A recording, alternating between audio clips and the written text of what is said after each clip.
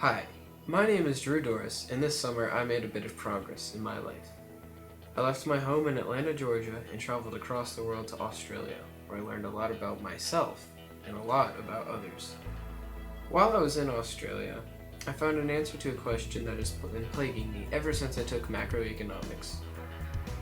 Why is GDP the measure of progress? To what is the world progressing to? It seemed to me prior to this trip that the endeavor to increase one's capital seemed like an endless and fruitless task. However, I learned from my experiences this trip that progress boils down to two things. Number one, being sustainable, and number two, achieving your goals. It is important for current generations to practice sustainability so that future generations may engage in the pursuit of happiness just as I have. Now, I'm not saying money is a bad thing. Oftentimes it's a good thing. It enables people to have cities like Sydney, or lets them go snorkeling in the Great Barrier Reef. But we need to be environmentally conscious about the way revenue is generated, or else many species that live on Earth today will no longer be able to inhabit the planet.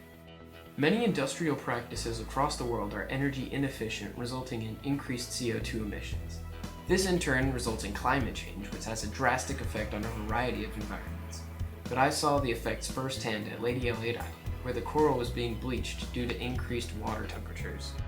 The destruction of coral leads to the death of an entire habitat. With no coral reefs and no habitat, there are no fish for fishermen to catch, animals to feed on, or scuba divers to look at. Environmental destruction has innumerable unintended consequences because everything in an ecosystem is so intertwined. But Lady Elliot Island also exposed me to effective ways that businesses can practice sustainability, such as utilizing solar energy, or practicing effective water conservation.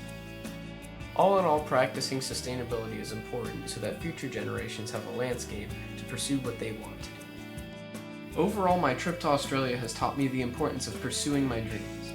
Barry Davies, Simon Lane, Jana, and Tyrone are all people who chose a different path than the typical born and bred American capitalist.